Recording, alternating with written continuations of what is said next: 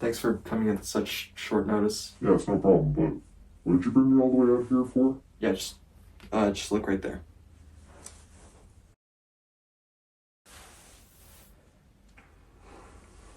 You seriously brought me all the way over here just to show me a little girl who's getting ready for her first day of school? You don't understand, this is Camila Cream. She's lying about her love for lima beans, so then she could fit in with her peers. Alright, so what, are we gonna do something about this? I think we should push her in the right direction to get her to start being her true self.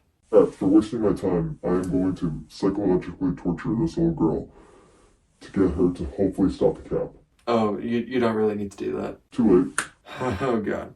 Alright, so I don't know if you guys know this about me, but I am a big fan of things that are surreal. I absolutely love taking real world elements and sort of warping them into something almost otherworldly. But the one thing that I like just a little bit more than surrealism is surrealism made for younger audiences. Because not only for the creativity and the wonder, but also I kind of like it when creators just bend the rules and don't try to play it safe and just give kids a visual treat. How the hell am I not a fan of this book?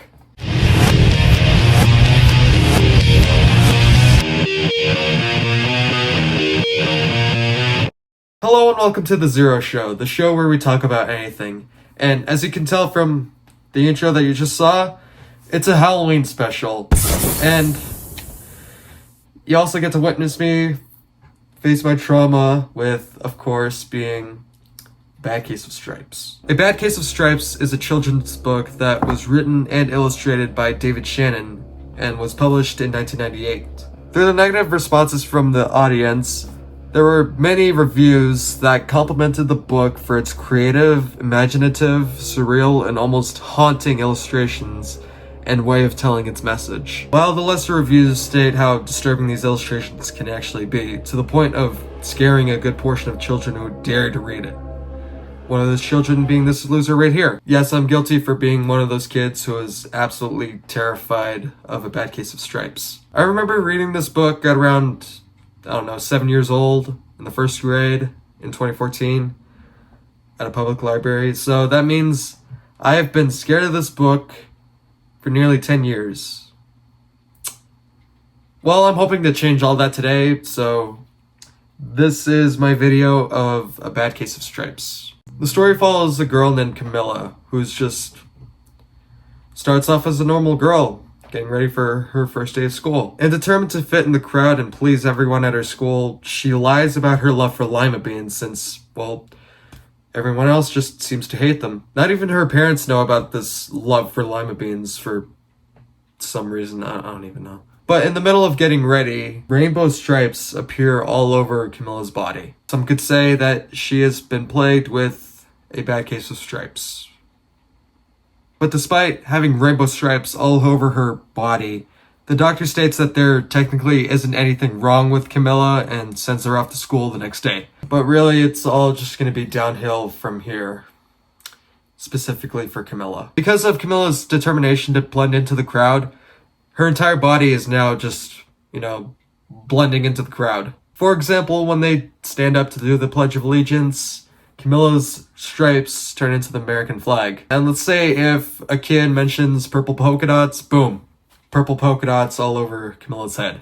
Look, I know these are kids and kids are going to be little shits, but is there not one kid who's scared or confused for Camila? But anyways, Camila gets sent home because of her distracting class and the fear of these stripes being contagious. Really, the only thing that could make Camila feel better from this shame and embarrassment is just a nice little plate of lima beans, but she still keeps it a secret. And so the doctor returns to her house along with a group of specialists, and they just sort of do whatever the hell they want with Camila just when they're running tests on her.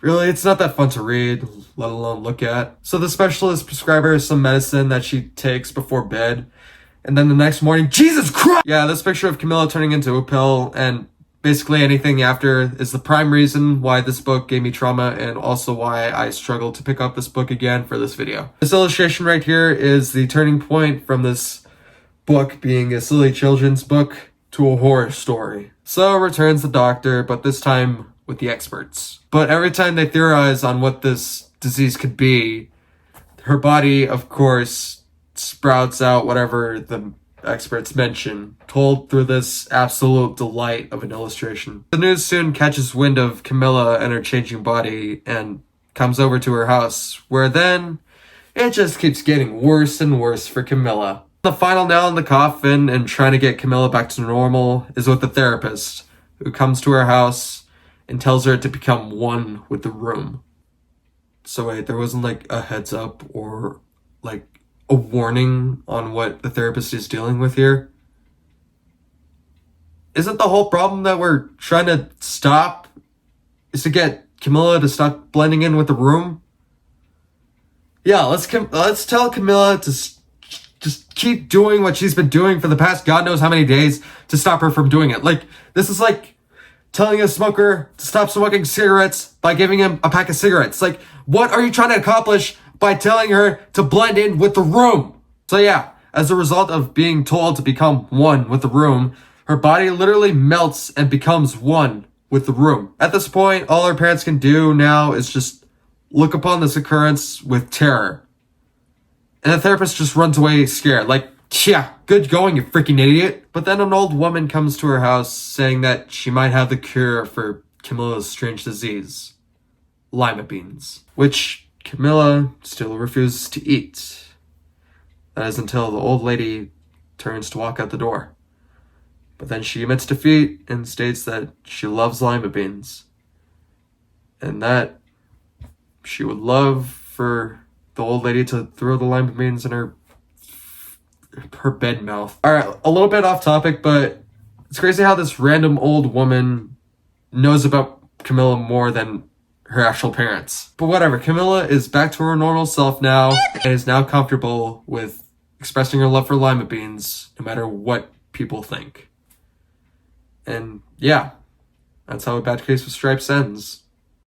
Honestly, A Bad Case of Stripes is a very interesting book to talk about, albeit terrifying, but still really interesting. First off, let's talk about the illustrations of this book. They are extremely creative, detailed, well done, and of course, surreal.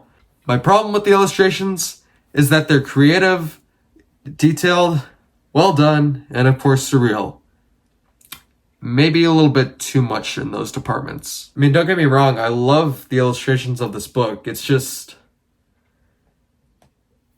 they're a little creepy to the point of being very uncanny. I don't think David Shannon's intentions with making this book were to make it creepy for kids. It's just to make a good book with great illustrations and a great message. And I also love how creative this book is with storytelling and conveying its message. With the stripes being a representation of what happens when you get people to like you by not being your true self. Even Camila's name sounds a bit like chameleon, an animal that blends in with its surroundings. Yeah, I know, right? Mind-blowing discovery. So, Bad Case with Stripes. After all these years of terror, I can now say it's a really good book. Anyways, I'll see you guys later.